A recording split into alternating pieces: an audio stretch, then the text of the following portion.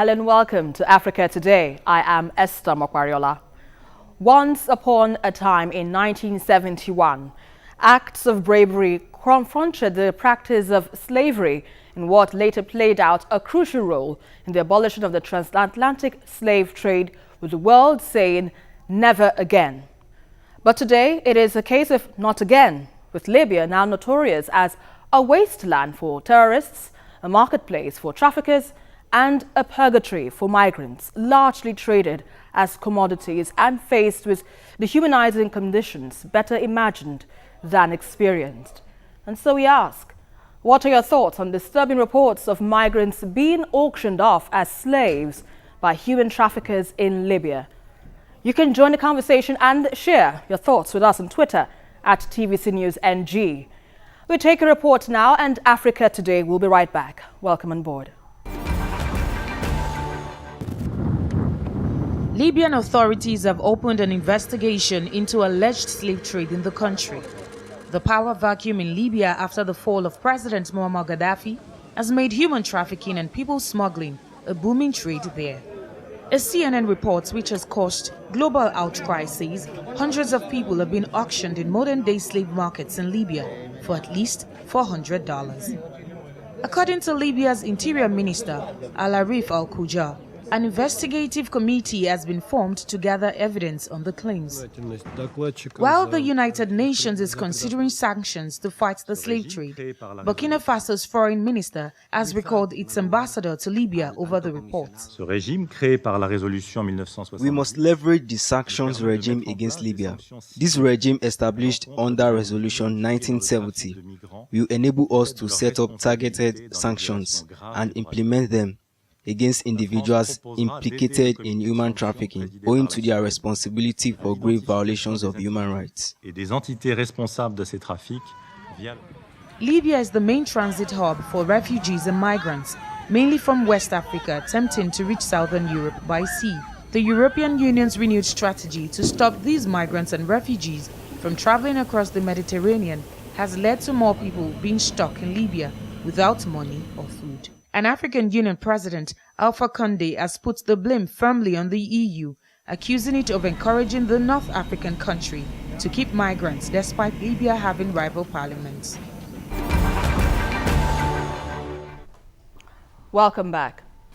Libya's Ministry of Foreign Affairs says a committee has been established to investigate the auctions of migrants in the country, calling for joint cooperation with the international community.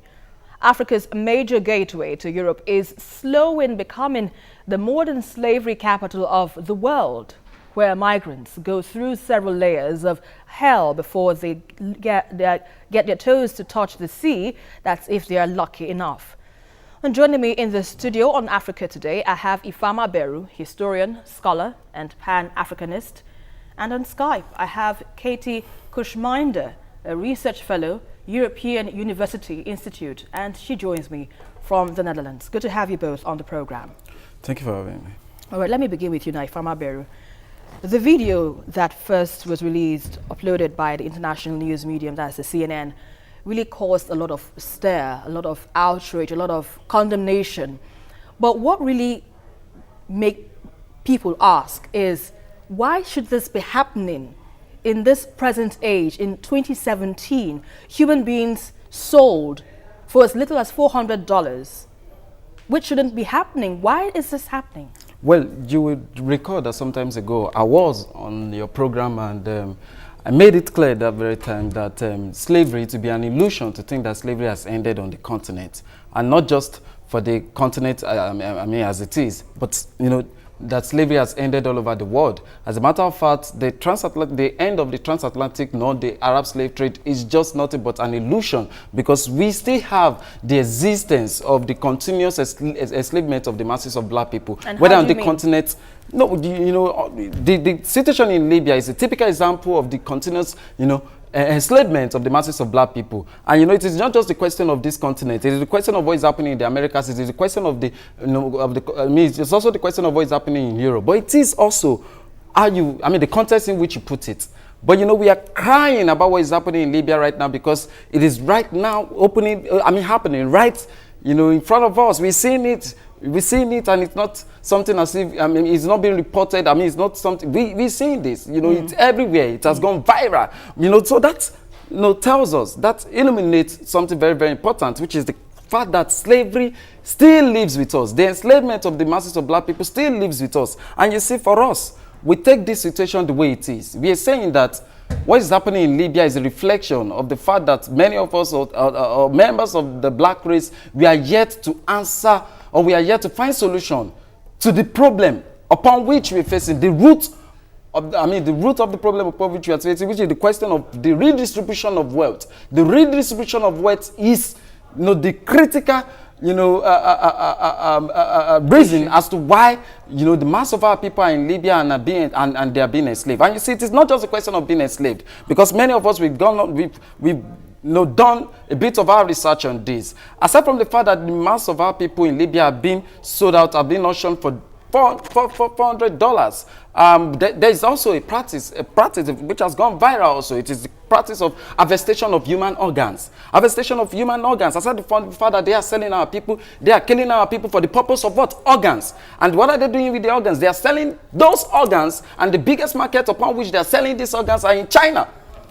The biggest market where they are selling these organs are in China. And you're sure about this? Yes, I am. And it is everywhere. You could go on YouTube, you could see all of these things. So that speaks about the fact that human dignity, our self-worth as a members of a race, you know, has not really been accorded to us. The respect we deserve, you know, as victims of oppression, victims of enslavement, of victims of suppression, of victims of exploitation, has not been accorded to us. And you see, that was why I was speaking the other time, you know, the last time I was here, I think, about the question of reparation. You see, you know, the moment we speak about this reparation, many people think we're talking about financial commitment. We're talking about respect, the need to respect us as human beings.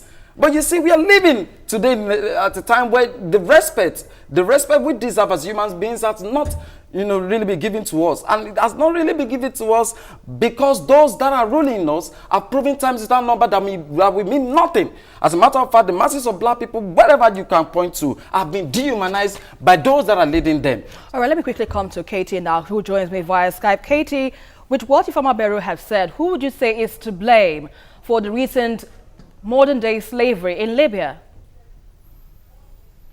Thanks, Esther, for having me on tonight. I think that the biggest issue right now in Libya is that there's no rule of law, and that is why what we see happening is currently happening. It's very clear that it's an industry, a smuggling industry, to be able to try to make money off of people. And that is what the core, I think, of the problem is, that without an effective rule of law, an effective judicial system, an effective system for punishing the people who are the perpetrators of these crimes, that we are not able to. This is why this is happening, and this is who to blame for it. So I think that we can then say that it's just the perpetrators or one people to blame for it. We can also say the fact that there's no functioning government in Libya is a factor to blame for it. And we can also say then where is the international community in supporting the migrants and supporting the people who are in these terrible situations at the moment, to assist them and to protect them from the abuses that they're facing. All right, there's this insinuation that the toppling of Muammar Gaddafi, the liberation government, could be a major reason behind this escalation of modern-day slavery in Libya. Do you agree with that sentiment?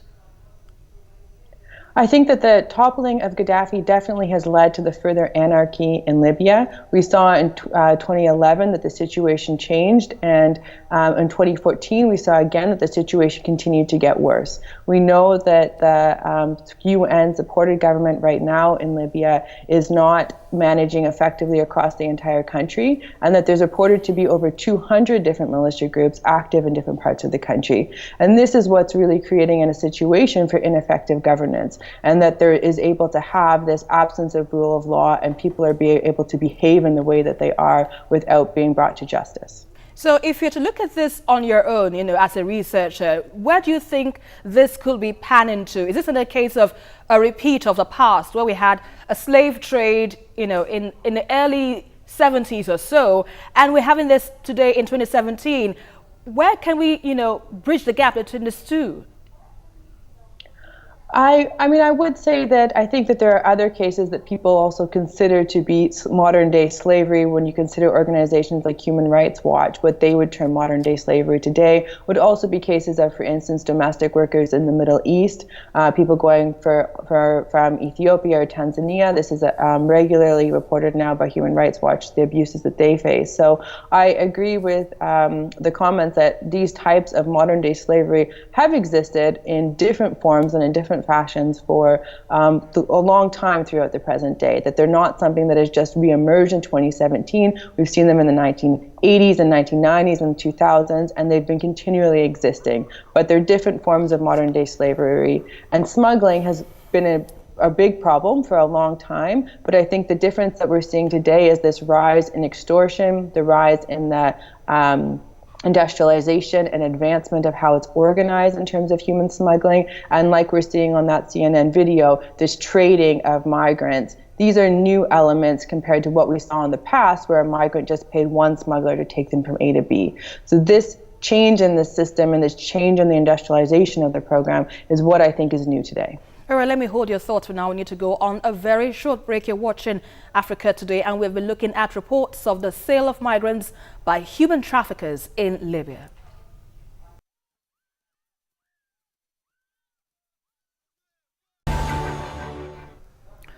Welcome back. Recent statistics by the International Organization for Migration shows that there are almost 1 million migrants in Libya, and more than 2,000 have died while crossing the sea this year. Slave markets are said to be springing up across the North African country, where people are being sold as modern-day slaves for as little as $400, equivalent to one person in exchange for 2 laptop computers. Well, Ifama Beru, this is really, really disturbing, because people being sold are Africans like you and I. That's correct. And, you know, the video indeed is really excruciating, especially when you see someone who refuses to be sold, being stabbed, being brutalized, being killed. One will begin to ask, there's an internationally, backed government in Libya. That's right. Is it that the government never knew, this kind of thing was happening under its nose, even though it says it will investigate the video or the reports being, circulated all over the media?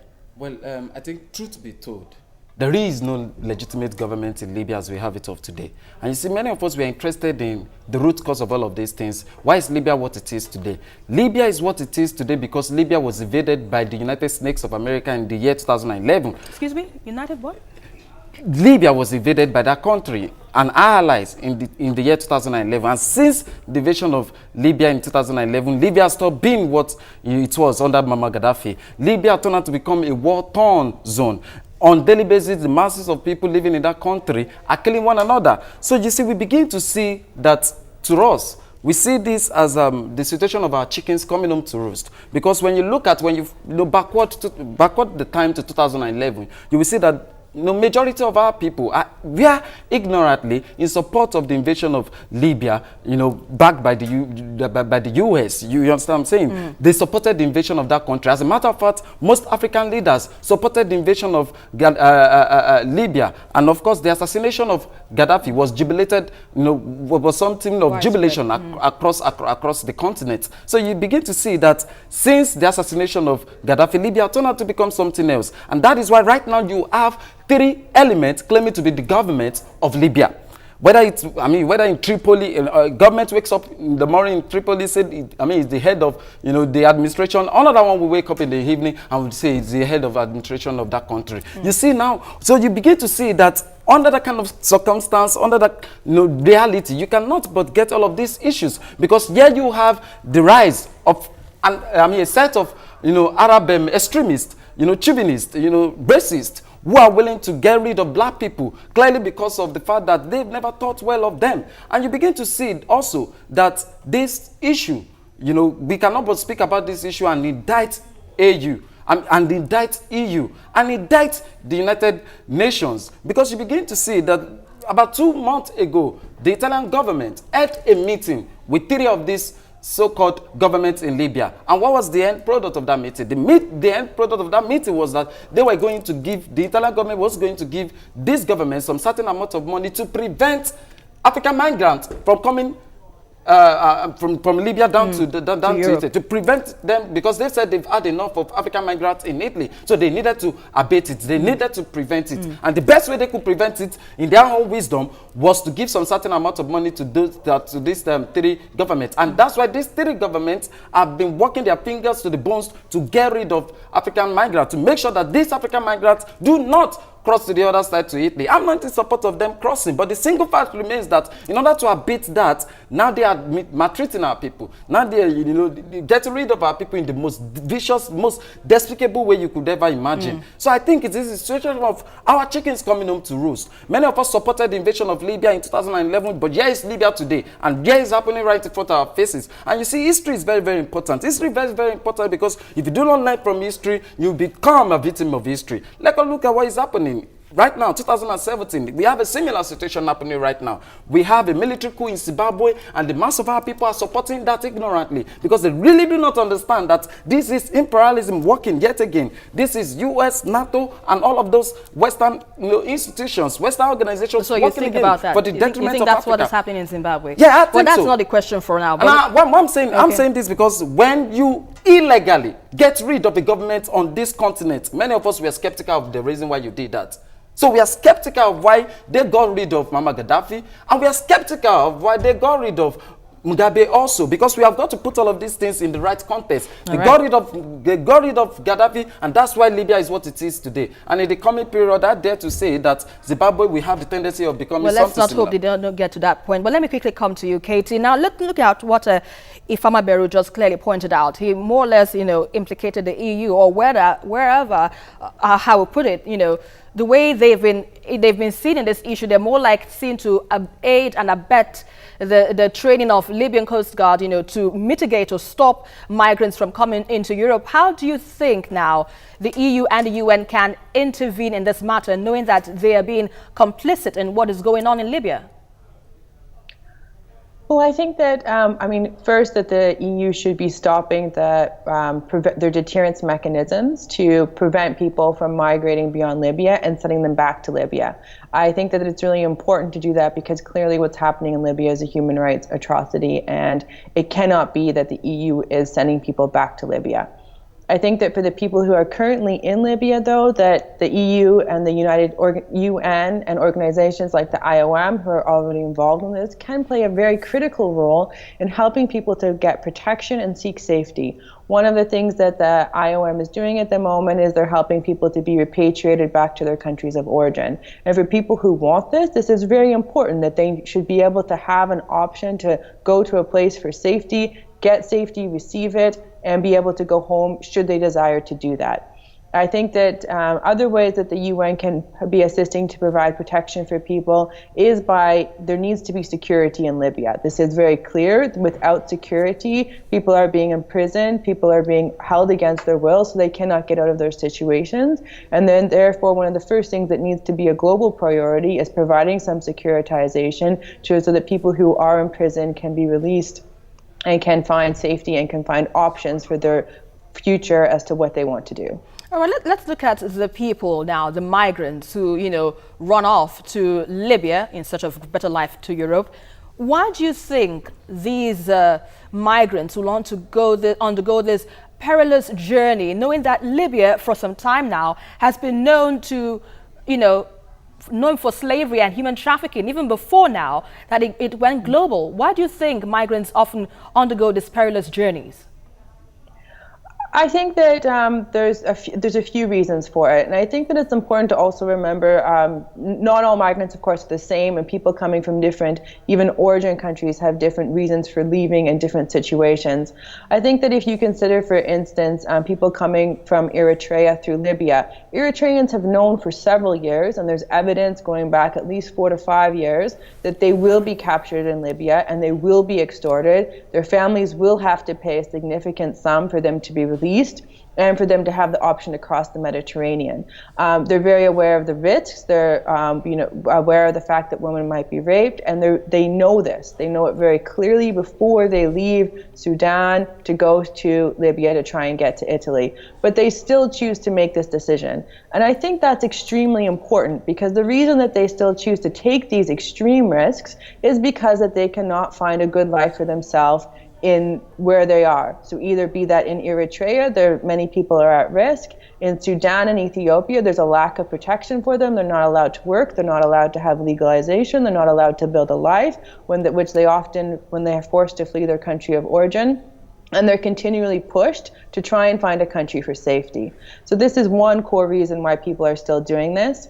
I think that too, when you consider people coming from West Africa and from countries like Nigeria, I think that people believe that they want to try their luck.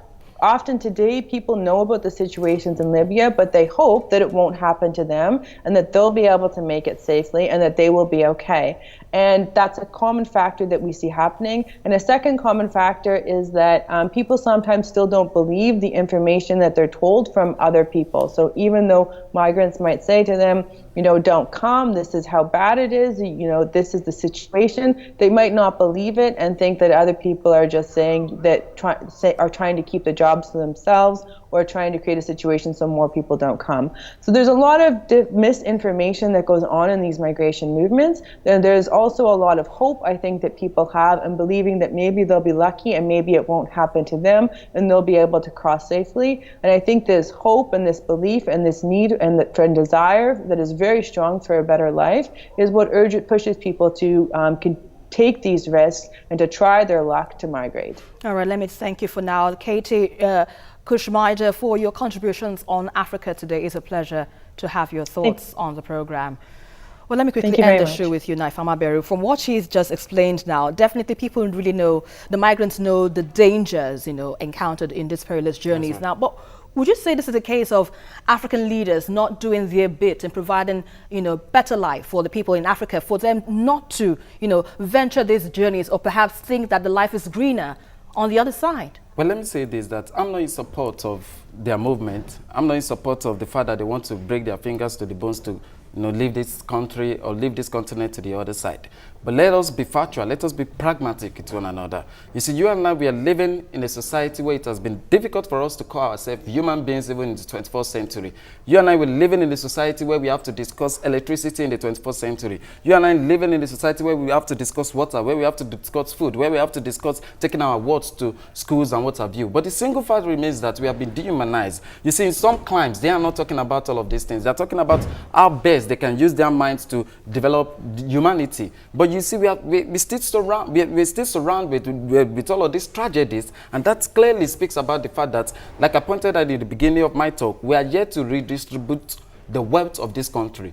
Until we redistribute the wealth of this country or this continent, until then can we solve all of these problems. But then let me also say that when you begin to see what is happening in Libya today, you see it is a reflection of the fact that whether we like it or not, because some elements of groups of our people have been blaming these African migrants. But you see, I consider it as a situation of you having a bird, destroying the feathers of the bird and accusing that bird of not flying like others. I think that's the situation. Because you see, the truth remains that even if you have the best of degrees, even if you have the entirety of the certificate on planet Earth, right, living on this continent, living in this country, you are not guaranteed of what? Occupation. You are not guaranteed of job. So imagine a situation where you have no certificate to pride with. Imagine where you have no certificate to move around with, meaning you have 0% of what? Assurance of getting a job.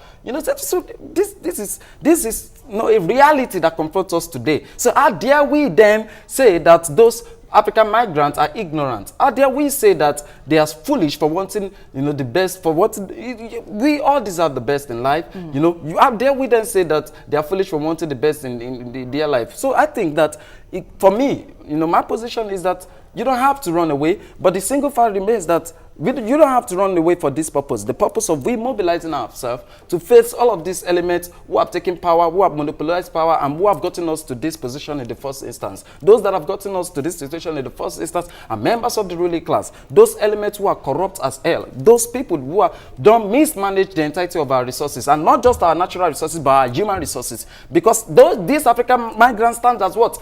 Wasted human resources. Yeah. Because these are brothers and sisters who could do this continent a great favor, who could do this country a great favor, but yet we have them being auctioned out as animals, as donkeys, as camels, as sheep in the 21st century. And right, for some Arabs, for the sum of $400 dollars. Yeah, I think we really hope a positive turnaround will be getting out of the situation. Well, let me thank you very much, Ifama Beru, a historian, scholar, and Pan-Africanist, for your insights on the program. It's a pleasure. Thank you for having me. In a continent where the potentials are extensive and peace could be expensive, Libya ranks top among the list of nations where stability is a mirage and development stuck on a mannequin challenge. Beyond a growing outcry condemning crimes against humanity and modern-day slavery in Libya, a sense of action must replace the rhetorics of intention to save Africa from self-destruction. And that is our package for today. But don't forget to join the conversation as usual on Twitter at TVC News NG, and follow me for updates around Africa at Esther TVC News. Until the next one, I am Esther Mokwariola, and always remember, change starts with you.